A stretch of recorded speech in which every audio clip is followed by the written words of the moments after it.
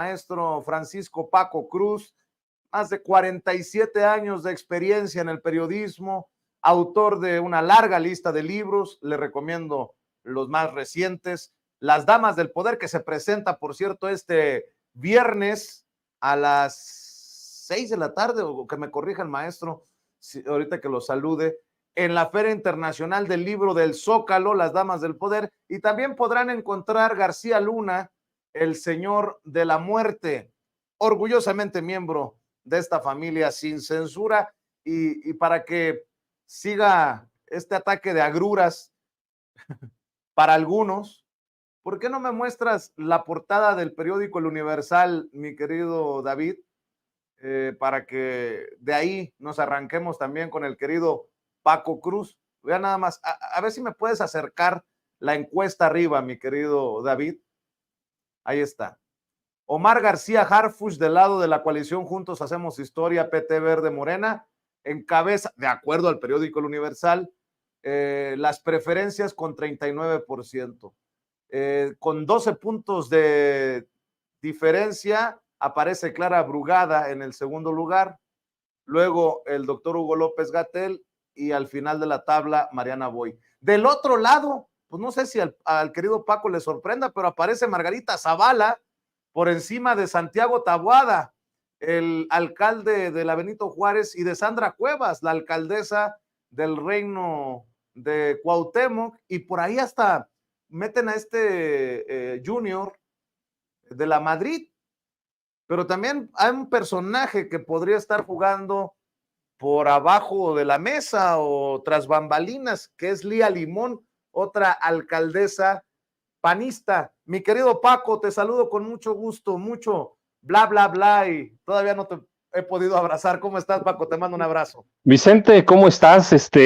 Mira, no me sorprende, buenos días, y sí, tienes tu razón, el viernes estamos con Pepe para presentar Las Damas del Poder a las 6:30 en la FIL del Zócalo, en el Foro Salvador Allende. Así que, y sé que vas a estar con nosotros, así que, pues los invitamos, Vicente, porque eso no va a ser una presentación, sino una charla de cuates, una plática entre amigos.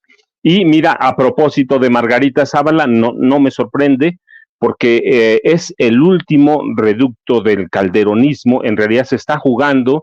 Yo no sé si Santiago Taboada Cortina, que pertenecen a otra mafia del mismo partido, la va a dejar avanzar. Todavía no están abiertas las cartas, pero mira, hoy justamente cuando venía en la mañana de Toluca, me encontré la entrada sobre Reforma, la entrada a la Ciudad de México sobre Avenida Reforma, repleta, tapizada de propaganda de Lía Limón, la alcaldesa de Álvaro Obregón, que también quiere ser jefa de gobierno de la Ciudad de México. Van a tener posibilidades, ¿no? Bueno, el Calderón está jugando, el equipo de Felipe Calderón está jugando por los dos lados, ¿cierto? Su esposa, que ya hemos hablado, es una mujer que tiene las manos manchadas de sangre, es una mujer que corrompió a toda su familia, ella personalmente, no estoy hablando de su esposo, que también colabora, Margarita, que desde que estaban en la Secretaría de Energía, enriquece a sus primos hermanos, a sus sobrinas, a su papá es beneficiario también de la triangulación de abusos de poder. Ella misma, yo lo he dicho porque lo documenté en su momento, termina construyéndose un chalecito tipo suizo en el municipio de Ayapango, en el Estado de México, pegado a los volcanes Iztaccíhuatl y Popocatépetl. Una mujer millonaria, una mujer que tiene las manos manchadas de sangre porque colabora o es arquitecta con Lía Limón y su sobrina, una de sus sobrinas, Mariana Gómez del Campo, son arquitectas de las guarderías, del Seguro Social, de la creación de ellas y la distribución, amigos, a primos, hermanos de políticos, todas subragadas por el Instituto Mexicano de Seguro Social, sin revisión, sin supervisión, sin nada, y es una de las arquitectas con Lía Limón, por lo tanto, por toda esa falta de supervisión, por ese abuso del incendio de la guardería ABC en Hermosillo, Sonora, que deja por lo menos el 5 de junio de 2009, recuerdo que fue, 49 niños muertos, además de más de 100 lesionados con quemaduras graves y 70 de ellos con quemaduras de por vida. Pero Margarita es esa mujer oscura que se corrompe desde el poder, una mujer católica pura que además no debe extrañarnos porque ha hecho desde entonces alianzas con los grupos de extrema derecha, los llamados grupos secretos de la extrema derecha que encabezan el Yunque y los Tecos. Con ellos armó alianzas o forjó alianzas poderosas después del gobierno de Calderón y después del fracaso de Marta Sagún Jiménez, y es una de las pinzas del calderonismo para reposicionarse en la vida política del país. No lo pudieron hacer en la presidencia de la República porque Margarita le falta mucho carisma, le falta algo que conecte con la gente, de una mujer seca, fría y muy corrupta. Así que no tiene con qué conectar, pero por el otro lado está Lía Limón, Vicente. Claro. Oye, Paco, pero nunca más importante leer Las Damas del Poder, porque tiene un apartado especial, bueno, no especial, un apartado para Margarita Zavala como una de esas damas del poder. Y ahora que aparece en primera plana en esta encuesta del periódico El Universal, hay que darnos cuenta pues del personaje, mi querido Paco. Por eso es tan importante las damas del poder, sobre todo ahora que se presenta en la Feria Internacional del Libro del Zócalo. Y miren, sí, obviamente lo hago para promover un libro de nuestro amigo Paco Cruz, pero lo digo sinceramente, pues qué importante tener un documento, un libro que pueda darnos claridad de el nivel de la señora, ¿no? Mira, Vicente, pero además debo decir algo muy claro. Es un libro y es un capítulo en especial de Margarita Zavala, porque lo puedo demostrar, que empecé a trabajar en 2009 y ve a la luz la primera biografía no autorizada de Margarita Zavala en 2011 en un libro que se llama Las concesiones del poder, y documento paso a paso la corrupción personal de ella, la corrupción de sus hermanos, la corrupción de sus sobrinas, de sus primos hermanos, que hoy, por ejemplo, dan como resultado esa corrupción el periódico El Heraldo de México. El periódico El Heraldo de México nace de la corrupción de Margarita Zavala con uno de sus primos. Entonces, no es un libro, no es un capítulo que haya trabajado el cuarto para las 12. Por primera vez documenté a Margarita Zavala y su corrupción, y la corrupción de toda su familia, incluida la de su papá, en 2009, 2010, y lo publiqué como en 3 o 4 capítulos en Las concesiones del poder. Es decir, ya era un personaje central en las tramas de la corrupción, la triangulación de recursos, el abuso de poder, desde 2009 y antes, porque la empiezo a trabajar desde que llegan a la Secretaría de Energía. Y claro, como en todos mis personajes, voy hacia atrás, voy hacia adelante, y Margarita es un personaje muy oscuro, limitado, sí, pero tiene alianzas grandes. Hace rato hablabas con el maestro Sevilla de cómo puede reagruparse la derecha, cómo puede reagruparse la extrema derecha. Bueno, Margarita es uno de esos personajes en los que puede reagruparse la extrema derecha, que no tiene en este momento un candidato viable. Eduardo Verástegui, el actor, productor tamaulipeco, no está mostrado, no tiene capital político para presentarse como candidato presidencial, siquiera independiente, así que no va a ser, no será una alternativa para la extrema derecha. Pero Margarita puede ser. Ella misma en su biografía o autobiografía se considera y se califica como una católica pura que en algún momento soñó con ser monja hasta que su papá la detuvo. Así que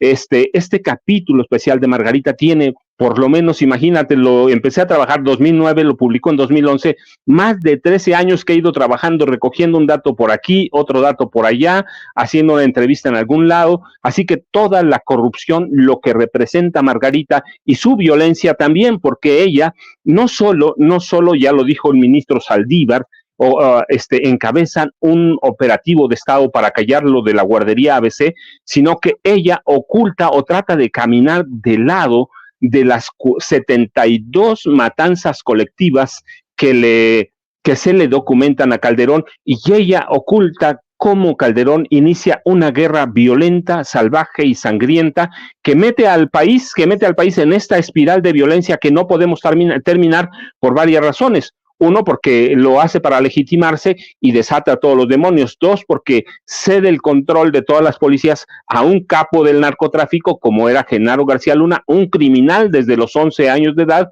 un criminal juvenil ya documentado a los 17 años de edad, y Margarita lo oculta, pero además se asocia con Genaro García Luna. Yo lo dije en su momento, Genaro García Luna impulsó la campaña, hizo todo el trabajo de inteligencia para que Margarita llegara a la candidatura presidencial independiente. Después fracasó, pero eso ya no fue culpa de García Luna, y después García Luna era parte fundamental en el esquema de inteligencia para el partido de Margarita, que ya sabemos cómo inventó firmas, inventó credenciales, inventó todo ese era trabajo de García Luna, que se murió hasta el día que cayó preso a Genaro García Luna en Estados Unidos, allá en Texas. El equipo de Margarita Zavala se deshizo de todo, Vicente, así que la biografía de Margarita Zavala y toda su corrupción, todas sus manos llenas de sangre, viene trabajada desde 2009, publicada en 2011, y hoy refinada en Las Damas del Poder, Vicente. Oye, Paco, y bueno, revisando esta portada de la primera plana del periódico El Universal, pues están en el hoyo en la oposición, ni a cuál irle. Está Margarita Zavala, con todo lo que estás diciendo. Está Santiago Taboada, señalado como uno de los líderes del cártel inmobiliario.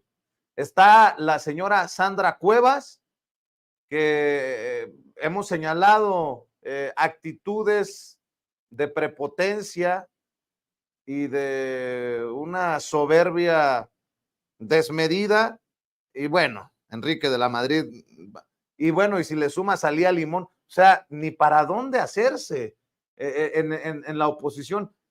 Afortunadamente creo que en la contienda interna Morena PT Verde sí hay y mucho de dónde elegir, por eso se pone tan intensa, tan apasionada y tan fuerte en ocasiones el debate del lado, insisto, de Morena PT Verde, pero de la oposición, de todos no se hace uno. Es mi opinión, mi querido Paco.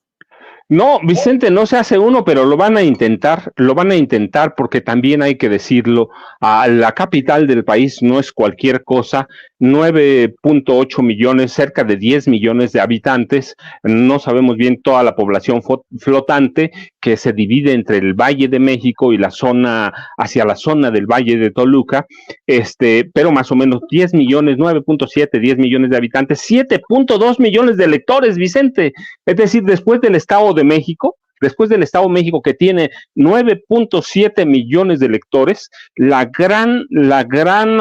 gran premio para las elecciones del próximo junio de 2024 será la Ciudad de México, y luego, claro, están Jalisco y Veracruz, que también estarán en juego. Quienes logren conjuntar a esas entidades, pues tienen un avance grandísimo para las elecciones de 2024, y tienes tu razón, pero la Ciudad de México es un manjar en cuestión electoral, así que por eso tiene que ser tan disputada, pero tiene razón, del otro lado, pues son los supuestos delincuentes, digamos, porque no los ha juzgado la ley, pero que tienen las manos manchadas de la corrupción.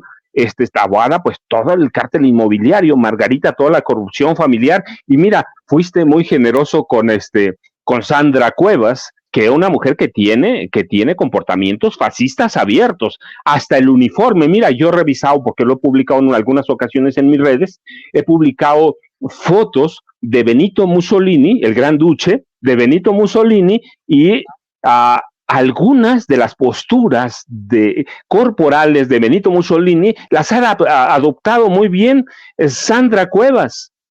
Así que tenemos a un grupo de panistas que están impresentables, o tenemos al Junior del neoliberalismo, que lo hemos dicho en otras cosas, que quiere que los ricos adopten a un pobre para salir de la pobreza, ¿no? Que nos marquen a cada uno como ganado, así que no tienen para dónde. Y por el otro lado, no sé si ya está definido, pero bueno, está caminando un proceso que tiene semanas y acá un proceso que quieren meter con calzador. Vicente, ¿hasta dónde van a avanzar? Mira, yo, como están las cosas, yo tengo que viajar, tú lo sabes, muy a menudo entre la Ciudad de México, el Valle de Toluca, el sur del Estado de México, una parte de Guerrero, cuando voy a mi casa, yo no veo que la oposición todavía tenga algo muy articulado. Ayer y anteayer me reuní con algunos personajes del PRI en el Estado de México y tienen una lucha encarnizada entre la candidata a la gubernatura perdedora y la diputada federal Ana Lilia Herrera Ansaldo, que representa los intereses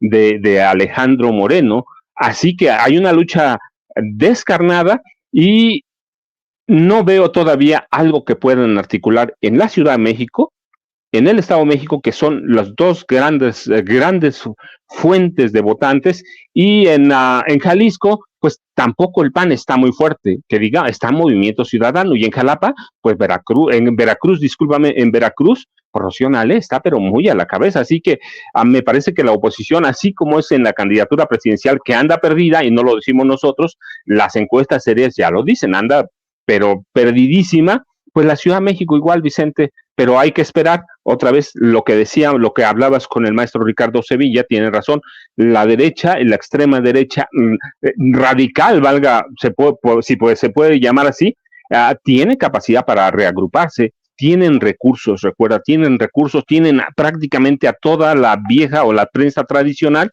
y tienen dinero para comprar campañas negras de propaganda a partir del mes de 20 de noviembre, que empiezan las precampañas presidenciales, así que todavía debemos esperar un buen rato, Vicente. Oye, Paco, ¿y qué me dices de esta defensa del Poder Judicial podrido que están haciendo desde el PAN? Veía la columna que le publicaron a Josefina Vázquez Mota y veía las declaraciones, por ejemplo, también de Xóchitl Gálvez.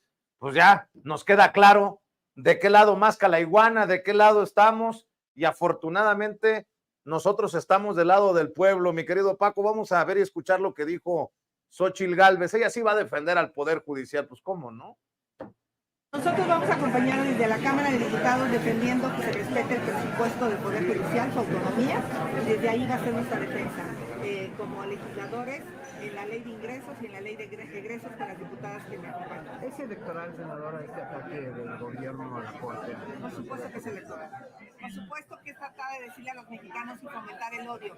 Yo prefiero tener jueces bien pagados, que sean absolutamente honestos, que sepan que se van a retirar algún día en su vida con una pensión honorable, a tener jueces que pues, de alguna manera estén pensando en hacer su patronito como Sheinbaum para su campaña, para poderse retirar, ella para su campaña y ellos para su retiro. Yo prefiero que tengan una buena pensión.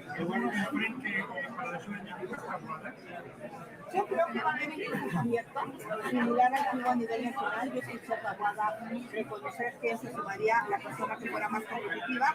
Y miren, yo di la sorpresa en el nacional, y puede haber sorpresas en la local. O sea, que nada es Bueno, por cierto, ¿ya pidió licencia como senadora Xóchitl Gálvez o sigue haciendo como que la Virgen le habla? Y bueno, ya que estamos viendo esta defensa que hacen del Poder Judicial los de la derecha, ¿qué opinarán de esto que publica el periódico Reforma, por ejemplo? La Suprema Corte de Justicia, encabezada por Norma Piña, corrigió una decisión que tomó el Consejo de la Judicatura Federal sobre un juez federal cuando Arturo Saldívar era presidente del Consejo de la Judicatura Federal y del máximo tribunal entre 2019 y 2022. El juez federal de Mexicali, José Luis Horta Herrera, fue denunciado por la Secretaría de la Defensa Nacional por ordenar la liberación de 2 personas detenidas en posesión de 36 armas de fuego, por lo que en junio de 2019 fue suspendido de manera fulminante. 2 años después, el Consejo de la Judicatura determinó destituir a Horta Herrera del cargo por notorio descuido en el ejercicio de sus funciones. En la decisión participaron 2 ministros, el entonces presidente Arturo Saldívar y Loretta Ortiz, quien era integrante del Consejo y presentó el proyecto de destitución. Al analizar el caso, el Pleno de la Corte reprobó por unanimidad la resolución de Saldívar y de Loretta Ortiz al determinar que el Consejo de la Judicatura Federal actuó ilegalmente al erigirse en tribunal de revisión del criterio jurídico de Horta Herrera, cuando lo único que puede hacer es examinar si los jueces incurren en faltas administrativas. Se ordenó reinstalar en su puesto al juez federal y pagarle los salarios caídos. Válgame Dios. Y este fue el que dejó salir, o sea, liberó a 2 personas detenidas en posesión de 36 armas de fuego. No, pues qué chulada. Ah, no me cree que hay un nado sincronizado para atacar al presidente, para atacar a la coalición Morena PT Verde desde la derecha, desde el panismo. Vea el video pedorro que también subió a redes Riquín Canallín, estos que no tienen ni autoridad moral, pero este profugín de Ricardo Canalla también se monta en este tren del mame. Vea y escuche. El presidente está obsesionado con fregarse al Poder Judicial. Y la explicación de su coraje es muy sencilla. A Obrador no le gustan los contrapesos. A él le gusta el poder total. Su obsesión por tener el control absoluto es la explicación de lo que está haciendo. ¿Te acuerdas cuando mandó una iniciativa para desaparecer al INE? ¿Por qué desaparecer al INE? Por la misma razón. Porque quiere el control total, hasta de las elecciones. En aquella ocasión, no logró desaparecer al INE por 2 razones. Porque le midió el agua a los camotes cuando vio la cantidad de gente que estaba dispuesta a defender al INE. Digo, acuérdate del tamaño de aquellas marchas. Hubo una segunda cosa que salvó al INE y que explica lo que ahora está pasando. La Suprema Corte de Justicia de la Nación echó para atrás una ley que desaparecía al INE. Y el presidente no le perdona eso a la Suprema Corte. Ahora, además de ser una venganza contra la Suprema Corte, es otra enorme estupidez, porque los recursos que le está quitando al Poder Judicial son los que garantizan el pago de las pensiones, pero de quienes trabajan en el Poder Judicial, no son recursos de los ministros. O sea, es como si a ti, que has trabajado A ver. ¿Quién le escribiría o le dictaría el script, el libreto a Ricardo Anaya? Tengo una ligera sospecha. Se llamará Marco Cortés. Vea lo que escribe en Twitter Marco Cortés. López Obrador está enojado con la Suprema Corte de Justicia de la Nación porque no cumple sus caprichos y decide debilitarla, pero no entiende que con eso afecta a todos los mexicanos, que haría más lentos los procesos judiciales y particularmente afectará a los trabajadores en sus prestaciones laborales y sociales. Dice el presidente del PAN, mi solidaridad con ellos y reafirmamos nuestro voto en contra del debilitamiento del Poder Judicial. Mi querido Paco, pues ya queda claro qué están o a qué le están apostando desde esta oposición, ¿no? Vicente, mira, yo lo digo más, lo voy a resumir. La corrupción defiende a la corrupción, empezando por Xóchitl Gálvez Ruiz, que deja muy claro a dónde está. Y me parece que tú tenías razón hace rato que escuchábamos a Ricardo Monreal Ávila. Él tiene mucha razón.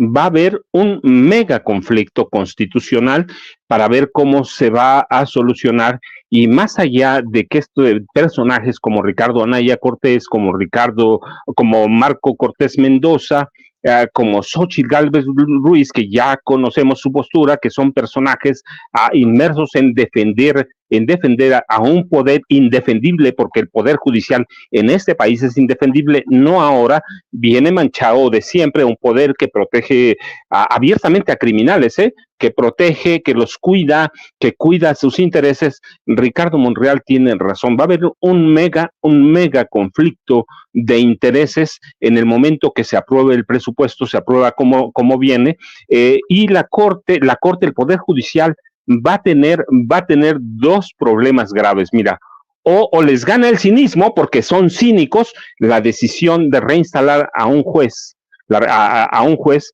te muestra eso, pero no es el juez. Ya hemos documentado aquí los casos, García Luna, los personajes de García Luna, Rosario Robles, es decir, hay una serie de medidas que tomó el Poder Judicial, la Suprema Corte de Justicia de la Nación, que nos llevan a la protección de criminales abiertamente. Entonces, si va a hundirse la Suprema Corte de Justicia de la Nación en el cinismo vulgar que la caracteriza, o se va a erigir como un poder arriba o como el gran poder legislativo de este país, o definitivamente va a borrar a los legisladores de la Cámara de Diputados, que son los que tienen la facultad constitucional para armar el presupuesto de egresos de este país, o se va a erigir en el gran poder supremo de este país, es decir, si va a dar un golpe al poder legislativo. Eso es lo que está en juego.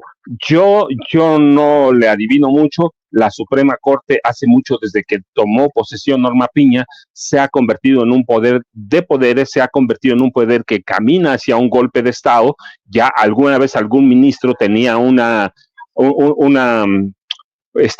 decisión para eso. Sí, entonces yo no tengo duda que se va a defender cínica y vulgarmente como lo ha hecho, así va a caer en el exceso de cinismos, y por otro va a defender a sus grupos de poder, y el otro sí va a intentar erigirse en el gran poder de poderes. Lo va a lograr, eso está por verse, pero a mí me parece que aquellos tres, como los periódicos, pues van a ir en un nado sincronizado, porque están defendiendo intereses, están defendiendo la corrupción que está muy bien documentada, y lo van a poder. Mira, Vicente, lo importante en este momento es que la ciudadanía está muy politizada, entiende cada cosa que se trata, y por tercera o cuarta vez en los últimos años va a tomar una decisión ya no basada en los viejos periodistas tradicionales, sino en la información que recaba también en las fuentes alternativas, como el periodismo que se hace en plataformas como YouTube o las redes sociales en las que estamos inmersos. Pero sí va a haber un mega conflicto constitucional, y lo vamos a ver muy pronto, Vicente. Pues estaremos al pendiente para desmenuzarle los detalles a esta audiencia diferente e inteligente. Paco, no se le olvide a usted que nos está viendo y escuchando, sobre todo en la Ciudad de México o en lugares cercanos, que este viernes a las 6 de la tarde se presenta Las Damas del Poder en la Feria Internacional del Libro del Zócalo, y estará presentando el libro, obviamente, además de los comentarios del maestro Paco Cruz, el querido Pepe Rebeles, a quien le mandamos un saludo. Cerca de 100 años reunidos, me refiero de experiencia en el periodismo, ahí para conversar con ustedes. Y mi querido Paco, cerremos también invitando a la audiencia a tus redes, maestro. Vicente, yo te agradezco mucho, les mando un abrazo de inicio de semana, y yo, ya sabes, @Paco Cruz Jiménez en Twitter, o hoy la red social X, o Francisco Cruz Jiménez en Facebook. Vicente, nos saludamos mañana temprano. Muchas gracias, como siempre, de veras, hasta mañana. Gracias, Paco. El maestro Francisco Paco Cruz, hablando, como siempre, sin censura. Y, a ver,